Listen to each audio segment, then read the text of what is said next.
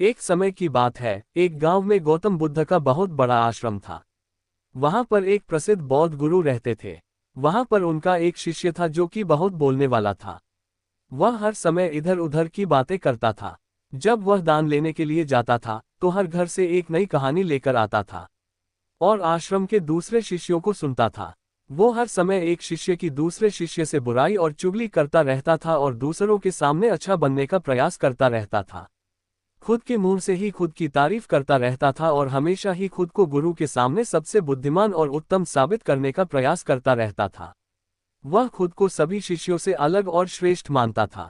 उसका कहना था कि मैं एक अमीर घर का बालक हूँ, अगर मैं चाहता तो एक आरामदायक और सुविधाओं से भरा जीवन जी सकता था, लेकिन मैं वह सब छोड़कर यहाँ आया, क्योंकि मुझे सत्य की खोज करनी है, खुद को जानना है, जीवन को जानना है, इसीलिए मेरा त्याग तुम सबसे बड़ा है। एक दिन गुरु ने आश्रम के सभी शिष्यों को बुलाकर कहा, आप सभी को अगले 1 महीने के लिए कोई संकल्प लेना है, इससे आपकी संकल्प शक्ति मजबूत होगी और आप में आत्मा शक्ति का संचार होगा। आप सभी अपने समर्थ के अनुसार कोई भी संकल्प ले सकते हैं, और यदि 1 महीने से पूर्व किसी का भी संकल्प टूट जाएगा तो वह अपनी दिनचर्या में वापस आ जाएगा। सभी शिष्यों ने अपनी शक्ति के अनुसार छोटे बड़े संकल्प लिए और गुरु को अपने अपने संकल्प के बारे में बोलकर वहां से चले गए। लेकिन वह शिष्य जो खुद को सबसे अलग और बड़ा दिखाना चाहता था, वह सीधे गुरु की कुटिया में पहुंच गया और बोला, मैं कोई छोटा मोटा संकल्प नहीं लेना चाहता, बल्कि खुद की ही जैसे एक बड़ा और महान संकल्प लेना चाहता हूं। कृपया आप ही बताएं मुझे क्या संकल्प लेना चाहिए। उसकी ये बात सुनकर गुरु मुस्कुराए और बोले, क्या तुम मेरे द्वारा दिए गए संकल्प को पूरा कर पाओगे? क्या तुम्हारे लिए उसे पूरा करना संभव होगा? शायद नहीं, वह तुम्हारे लिए संभव नहीं है, तुम उसे पूरा नहीं कर पाओगे, इसीलिए तुम खुद ही कोई संकल्प ढूंढो। मौन रहने के फायदे। शिष्य ने कहा, नहीं गुरुदेव, आप जो भी संकल्प मुझे देंगे मैं उसे पूरा करूंगा। गुरु ने कहा, ठीक है, तो तुम अगले 1 महीने तक चुप रहो, मुंह से एक शब्द भी नहीं निकलो, यही तुम्हारा संकल्प है। शिष्य ने कहा, गुरुदेव, यह भी कोई संकल्प है? ये तो बहुत ही आसान है, 1 महीने तक चुप ही रहना है। आप कोई बड़ा संकल्प दीजिए जो मेरी योग्यता के लायक हो, जिसे पूरा करने में मुझे समस्या हो। गुरु ने कहा, पहले तुम यही संकल्प को तो पूरा करके दिखाओ। शिष्य ने गुरु की बात मान ली और वह इस समय चुप हो गया और पलटकर कुटिया से बाहर चला गया। पहले उसे चुप रहना बहुत आसान लग रहा था। उसने एक दिन तो जैसे तैसे चुप रहकर काट लिया, लेकिन दूसरे दिन से उसके मन में ना बोलने का बोझ बढ़ने लगा। तीसरे दिन उसे भारीपन महसूस होने लगा और चौथे दिन उसके अंदर एक अजीब सी बेचैनी होने लगी, क्योंकि आसपास आश्रम के सभी शिष्य एक दूसरे से बातें कर रहे थे। ये देख वह पूरा दिन उदास रहा। इसी तरीके से कुछ दिन और बीते और वह शिष्य बीमार पड़ गया। उसका सर फटा जा रहा था, उसका खाने पीने तक का मन नहीं कर रहा था, वह सिर्फ बोलना चाहता था। वह गुरु के पास गया और उनके सामने बैठकर लिखकर उन्हें बताया, गुरुदेव, मैं बोलना चाहता हूँ, मुझे सांस नहीं आ रही, मेरा दम घुटा जा रहा है, मैं अंदर ही अंदर पागल हुआ जा रहा हूँ, मैं क्या करूँ, संकल्प तोड़ दूँ क्या?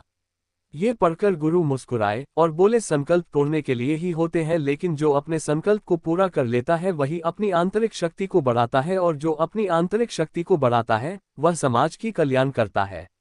संकल्प का लेना भी तुम्हारे हाथ में था और इसे तोड़ना भी तुम्हारे ही हाथ में है।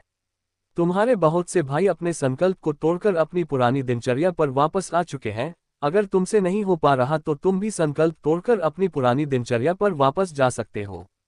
लेकिन याद रहे, अगर आज तुम इस छोटे से संकल्प को नहीं संभाल पा रहे तो तुम अपनी बाकी की पूरी जिंदगी को कैसे संभाल सकोगे? बाकी फैसला पूरी तरह से तुम्हारे हाथों में है। गुरु की यह बात उस शिष्य के दिल में चोट कर गई। वह बिना कुछ बोले वहां से वापस चला गया और खुद को अपनी कुटिया में बंद कर लिया। वह केवल अपने जरूरी कामों के लिए ही कुटिया से बाहर निकलता था, बाकी सारे समय कुटिया के अंदर ही बैठा रहता। 15 दिन बीत चुके थे और आश्रम के लगभग सभी शिष्यों का संकल्प अब तक टूट चुका था, लेकिन उसका संकल्प अभी भी जारी था। संकल्प लेने के बाद से अब तक उसने एक शब्द भी नहीं बोला था। सारा आश्रम हैरान था कि इतना बोलने वाला इंसान चुप कैसे हो गया। 15 दिन बीतने के बाद वह दोबारा अपने गुरु के पास गया और लिखकर बताया है, गुरुदेव, मैं बाहर से तो चुप हूँ, लेकिन मेरे भीतर बहुत सी आवाज है, बहुत सी चीज, पुकार और शिकायतें हैं। मैं अंदर ही अंदर बात करता रहता हूँ, मेरा मन तरह तरह के प्रश्न पूछता रहता है। मैं बाहर से जितना मौन हूँ, भीतर से उतने ही शोर शराबा से भरा हुआ हूँ। क्या इस तरह से मेरा संकल्प अभी भी जारी है? गुरु ने कहा, तुम्हारा संकल्प अभी भी जारी है, लेकिन जब तक लोगों की यह आवाज तुम्हारे कानों में गूंजते रहेंगे, तुम्हारा मन बोलता रहेगा, क्योंकि इसे तो आदत है बोलने की। तुम भले ही बाहर से चुप रहो, लेकिन तुम अंदर ही अंदर बोलते रहोगे। तुम्हें इन बातों से, इन आवाजों से दूर जाना पड़ेगा। शिष्य गुरु को प्रणाम कर वहां से चला जाता है और सुबह होते ही अपनी कुटिया छोड़कर जंगल की तरफ चला जाता है। कई दिन बीत जाते हैं, संकल्प का समय भी पूरा हो जाता है, लेकिन शिष्य लौटकर नहीं आया। आश्रम में सभी को डर था कि कहीं उसको जंगली जानवर ने खा न लिया। उसे ढूंढने की बहुत कोशिश की गई, लेकिन वह कहीं नहीं मिला। सभी गुरु भाइयों ने मान लिया था कि जंगली जानवरों ने उसे अपना शिकार बना लिया है, लेकिन गुरु को ऐसा नहीं लगता था। एक दिन आश्रम का एक अन्य शिष्य गुरु के पास आया और बोला, गुरुदेव, हमारे उस अधिक बोलने वाले भाई के साथ क्या हुआ होगा? क्या जानवर ने उसे मार दिया होगा? गुरु ने कहा, हो सकता है कि जानवरों ने उसे अपना शिकार बना लिया हो, लेकिन उसके न लौटने की एक दूसरी वजह भी हो सकती है। शायद उसे वह मिल गया है जिसके लिए वह गया था। फिर शिष्य ने पूछा, गुरुदेव, क्या ज्यादा बोलना इतना हानिकारक होता है? गुरु ने कहा, इंसान के जीवन के बहुत सारे दुखों में से एक दुख यह भी है कि वह कभी चुप नहीं रह सकता, हमेशा कुछ ना कुछ बोलता ही रहता है। सिर्फ हमारे बोलने के कारण हमारे आधे से ज्यादा दुख पैदा होते हैं। मौन रहने के फायदे। परिवार के अधिकतर झगड़ों की वजह हमारा बेमतलब बोलना ही होता है। हम में से कोई भी चुप नहीं रहना चाहता। हम बस सामने वाले को सुना देना चाहते हैं। जो भी हमारे मन में है सब निकाल कर उसके मन में बैठा देना चाहते हैं। उसे समझा देना चाहते हैं कि देख, तू गलत है और मैं सही। और इस तरीके से सब एक दूसरे की सारी गलत बातों को ग्रहण कर रहे हैं। इस तरीके से सुनने और सुनाने का ये काम जिंदगी भर चलता रहता है। लेकिन इस नासमझी में हम अपना समय, अपना जीवन, अपनी समझ और सबसे महत्वपूर्ण वक्त को हम खो देते हैं। लेकिन इसके बदले हमें मिलता क्या है?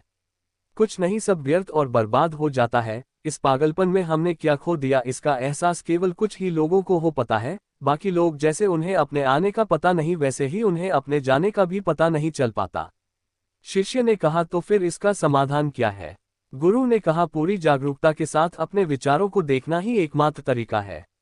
सारी मानसिक समस्याओं का वर्तमान में रहकर चिंतन करना, पूरी जागरूकता के साथ अपना काम करना, जिंदगी में चमत्कारिक बदलाव ला देता है। उसके बाद वह शिष्य गुरु से अपने प्रश्नों का उत्तर प्राप्त कर, उनको प्रणाम करके वहां से चला गया।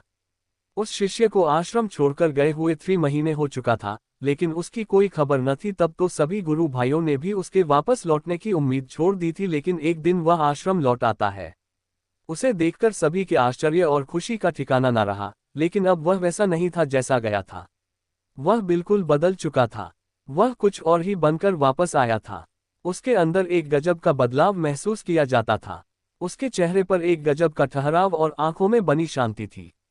आश्रम में आते ही सभी गुरु भाइयों ने उसे चारों तरफ से घेर लिया और बातें करने लग गए। वह भी अपने गुरु भाइयों से बातें करने लगा। उससे बात करने वाले सभी ने यह अनुभव किया कि अब वह पहले जैसा उतावला और बातूनी नहीं रह गया था।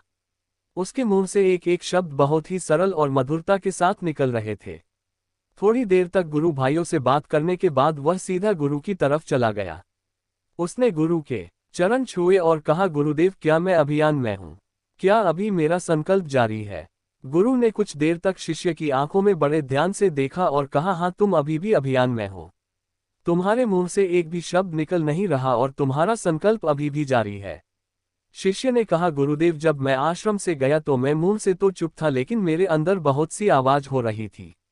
मन में बहुत से प्रश्न थे और वह बंद नहीं हो रहे थे।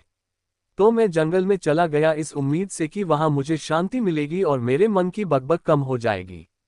लेकिन मैं जितना एकांत में जाता गया, मेरे अंदर की आवाज उतनी ही तेज होती गई। मेरे भीतर की पुरानी से पुरानी आवाज मुझे सुनाई देने लगी। तब जाकर मैंने महसूस किया कि मैं कितना गलत कर रहा था। जब मैं अपने परिवार वालों, दोस्तों को और गुरु भाइयों को बुरा भला कहता था तो उसे समय मुझे लगता था कि मैं सही कह रहा हूँ। जब मैं गुरु भाइयों की एक दूसरे से चुगली करता था और उनका मजाक बनाता था, तब भी मुझे यही लगता था कि मैं उनसे बेहतर हूँ और मैं सही कर रहा हूँ। लेकिन उस दिन मैंने पहली बार महसूस किया कि मैं कितना गलत बोलता था। काफी दिनों तक ये सारे शोर और शिकायतें मेरे अंदर चलती रही, लेकिन धीरे धीरे करके एक दिन ये सारी आवाज मेरे अंदर से समाप्त हो गई। अब मैं भीतर से भी मौन हो गया। उसी घने जंगल में कोई बोलने वाला था नहीं और भीतर कोई आवाज बची ही नहीं थी। और मैं उसी दिन पहली बार मौन का सही अर्थ समझा। मेरे चारों तरफ बहुत शांति थी। हालांकि अभी भी कुछ आवाज आ रही थी जो पहले भी आती थी, लेकिन मैं उन्हें सुन नहीं पाता था। गौतम बुद्ध और डाकू अंगुलिमाल की कहानी मोटिवेशनल स्टोरी। पर अब वह सभी आवाज जो मुझे स्पष्ट रूप से सुनाई दे रही थी, वो थी हवा के चलने की आवाज, चिड़ियों के चहकने की आवाज और पानी के बहाने की आवाज। ये सभी आवाज ही मैंने पहली बार पूरे होशपूर्वक सुनी। अपने चारों तरफ इतनी शांति मैंने पहले कभी महसूस नहीं की थी, तो इस शांति को भंग करने के लिए मैंने पहली बार अपने मुंह से कोई शब्द निकला। मैं चिल्लाया है, ईश्वर ये कैसी शांति है, सभी कुछ इतना शांत क्यों है, ऐसा क्या हो गया। लेकिन मेरे चिल्लाने के बाद भी शांति भंग नहीं हुई। सब कुछ पहले जितना ही शांत था, बाहर भी और भीतर भी उतना शांत रहा। हे गुरुदेव, मैं अपने गुरु भाइयों से बात की, मैं आपसे बात की, मैं बोल रहा हूँ, मैं चल रहा हूँ, मैं सब कुछ देख रहा हूँ, लेकिन मैं अपने भीतर एकदम एकांत और मौन में हूँ। जब मैं खुद में भी शोर करना चाहता हूँ तब भी एकांत में ही होता हूँ। अब सब दिखाई पड़ने लगा है, सब सुनाई पड़ने लगा है। गुरु ने कहा, जब तक हम बाहर की तरफ बोलते रहेंगे भीतर अशांति ही रहेंगे, लेकिन जिस दिन हम भीतर की तरफ मुड़ जाएंगे तब हमारे मुंह से कुछ भी निकलेगा, हम शांति रहेंगे। दुनिया में जितनी भी बुराइयां हैं ज्यादातर हमारे बोलने से ही उत्पन्न होती है, क्योंकि हम चुप रहना नहीं चाहते। हम जितनी जरूरत है उससे कहीं ज्यादा बोलते हैं। हम सामने वाले को सुनना नहीं चाहते, बल्कि उसकी बोलती बंद कर देना चाहते हैं, उसे समझा देना चाहते हैं कि मैं कौन हूं, मैं क्या कर सकता हूं। और यही हमारी जिंदगी का मकसद बनकर रह जाता है। हमारी सारी ऊर्जा व्यर्थ के बोलने में बर्बाद होती रहती है। ऐसे ही समझ में लोगों का जीवन दुखों से भर जाता है, जो हमेशा एक दूसरे से शिकायत में लगे रहते हैं, कभी एक दूसरे को सुनना नहीं चाहते, समझना नहीं चाहते हैं। और चुप रहना तो उन्होंने कभी सीखा ही नहीं, क्योंकि चुप रहना उन्हें छोटा महसूस करवाता है। दुनिया की सभी लड़ाइयाँ का कारण हमारा बोलना ही है। इसलिए हमें सिर्फ उतना ही बोलना चाहिए जितना जरूरी हो, क्योंकि व्यर्थ का बोलना ऊर्जा को नष्ट करना है। और यह बोलना ही हमें कभी अपने भीतर की ओर लौटने नहीं देता है, क्योंकि यह हमें बाहर की ओर खींच कर रखता है, और बाहर है ही क्या इस संसार के अलावा।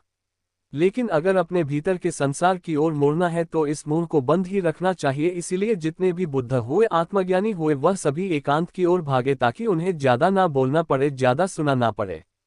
वह एकांत में रहे और शांत रहे, इसीलिए आसानी से भीतर की यात्रा कर पाए। लेकिन अगर कोई चाहे तो इस संसार में रहकर भी एकांत में रह सकता है, शांत रह सकता है।